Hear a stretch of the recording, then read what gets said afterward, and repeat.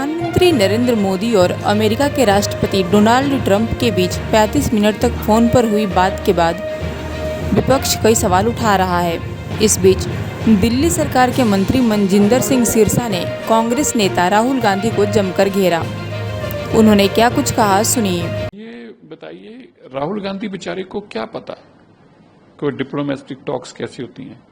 वो बेचारा जो उनके ट्विटर पे लिखने वाले स्कूल जाते बच्चे उनको बता देते हैं, या उनका कोई ट्यूटर जो रखा वो बता देता है, बेचारे वो बोल देते हैं, उसमें से ज्यादा उनको याद नहीं रहता। देखिए, देश के प्रधानमंत्री ने हमारे देश की प्रभुसत्ता पे कतई कोई भी किसी तरह की इंटरवेंशन नहीं कर सकता। हम पीओके को भारत का हिस्सा मानते हैं और उसकी बातचीत में कोई तीसरे मुल्क का इंटरवेंशन नहीं हो सकती। ये भारत के प्रधानमंत्री का स्पष्ट स्टैंड है। ये नेहरू ईरा नहीं है कि जो वहां से अमेरिका फैसला कर देगा यहां पे मान लिया जाएगा और छोड़ दिया जाएगा। ऐसा नहीं हो सकता। और आप सोचिए, दुनिया का सबसे ताकतवर मुल्क है। आज कनाडा के अंदर अगर मेरे प्रधानमंत्री गए तो कनाडा ने इन्वाइट किया है। ये बताता है कि हम आर्थिक तौर पर ही केवल चौथे नंबर पे नहीं है।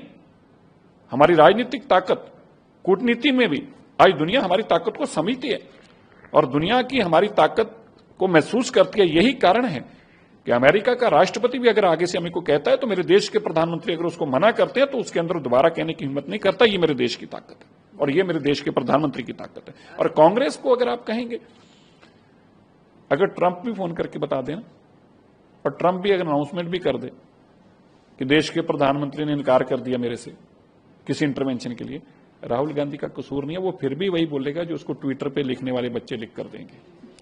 देखिए, G7 में पहले तो मेरे देश के प्रधानमंत्री मोदी जी का इनवाइट कनाडा के प्रधानमंत्री द्वारा उनको बुलाना, यही अपने आप में एक बताता है कि देश भारत की आज ताकत क्या है।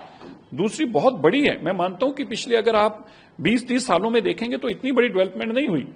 जब इतना एक पावरफुल कंट्री जिसकी इकोनॉमी की ताकत ये हो कि दुनिया के लोग लाइनें लगाकर वीजा लगा के जाना पसंद करते हो, वहां का प्रधानमंत्री पहले इनवाइट करे और फिर कहे कि हम अपने हाई कमीशन राजनीतिक जो हमारी बातचीत है उसको आगे बढ़ाते हुए इमीडिएटली हाई कमीशन को रिस्टोर करेंगे, वीजा सर्विसेज को रिस्टोर करेंगे और हमारे देश की संप्रभुता पे वो किसी तरीके का, हमारे देश के नीतियों पे, फैसलों पे किसी तरीके का कभी कटाक्ष सवाल नहीं करेंगे। ये अपने आप में एक बहुत बड़ी जीत है मोदी जी की और मेरे भारत की जीत है। और ये एक बात स्पष्ट है, मोदी जी भारत के लोगों की अहमियत को, भारत के लोगों की ताकत को दुनिया के आगे रख रहे हैं और पॉलिटिक्स को पीछे छोड़कर जिस तरह का उनका विजन है। आज देखिए इस जीत से आज हासिल क्या किया।